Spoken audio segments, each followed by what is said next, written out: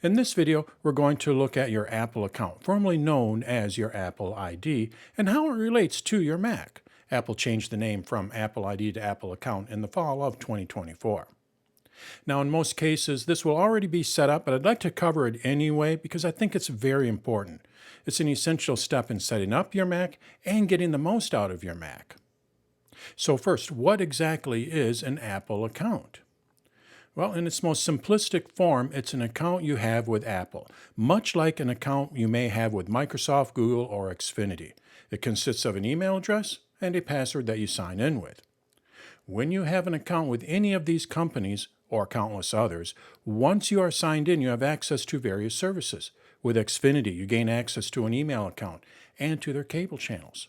With Google, you get Gmail, Notes, and Google Docs. While with Apple, once you sign in, you get access to their services. These are iCloud services for the most part. This includes an iCloud email address, iCloud Drive, which is much like Dropbox or Google Drive, and password syncing across your different devices as well as other services. So as you can imagine, your Apple account is very important and it's a big part of your Mac experience. Now, saying that, it is designed to be for one person and one person only. It is not designed to be shared with other people's devices. You can put it on multiple devices, but they should be all of your devices. You do not want to put it on someone else's device. Why is that?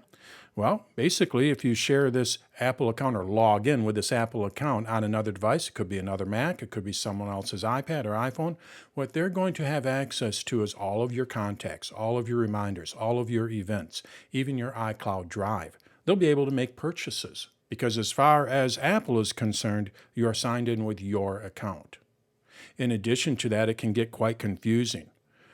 If you have 300 contacts, which isn't really unheard of, and the other person has 300 contacts, you know what you're going to see in your Contacts app? 600 contacts. Or let's say you add some reminders and you have some recurring reminders. So you might have 5 or 10 reminders in the Reminders app.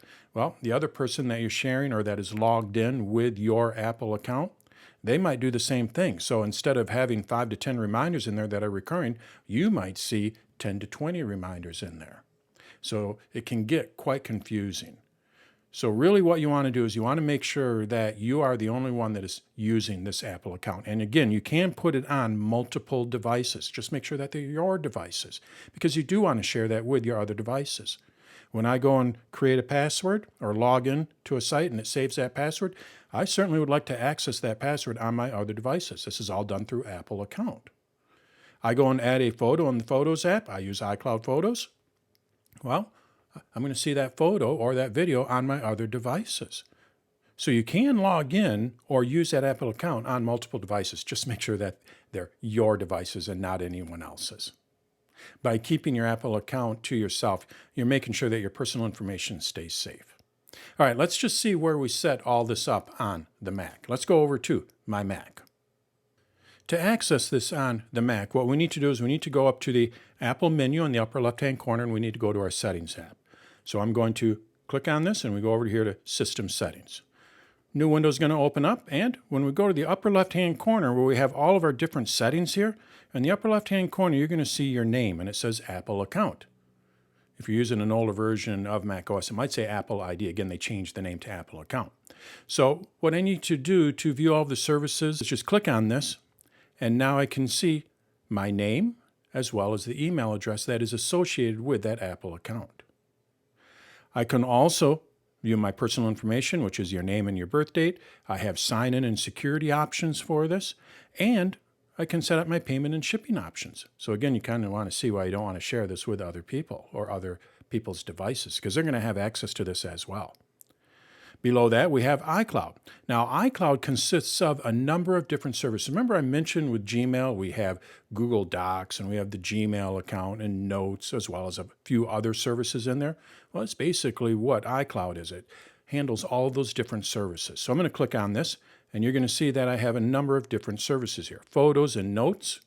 I also have iCloud Drive, which is much like Google Drive, and Messages, and then Passwords and Mail.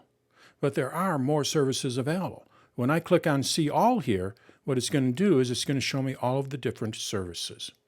So let's say I didn't want to use Apple's Mail. I don't want to use their iCloud Mail.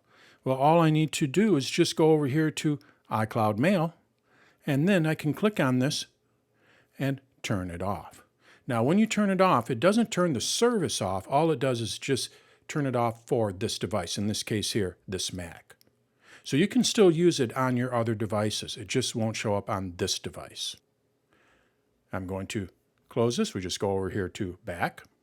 I can also turn on and off iCloud Drive. Maybe I'm not going to use iCloud Drive, much like Google Drive. I can go and turn that off. I can basically turn off any of these different services here. And it also does work with third-party apps. So when I swipe up here, you're going to see that I have a couple of third-party apps, and they're using iCloud to sync.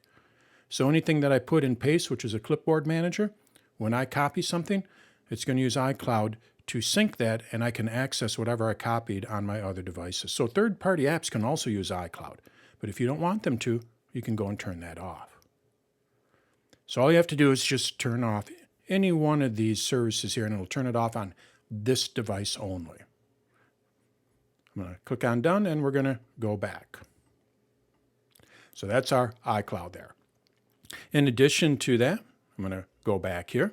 In addition to that, we can also see what devices are using or signed in with that Apple account. So this is where you can see if you have other devices that are using it. And if you do, what you're able to do, click on it, and you can go and remove that device from that account.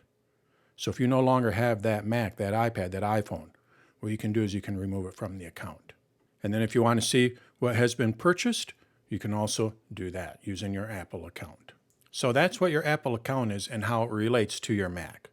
Basically, it's an account that you create with Apple, just uses an email address and password, and once you sign in with that account to your Mac or any of your other devices, what you're going to be able to do is use Apple's services.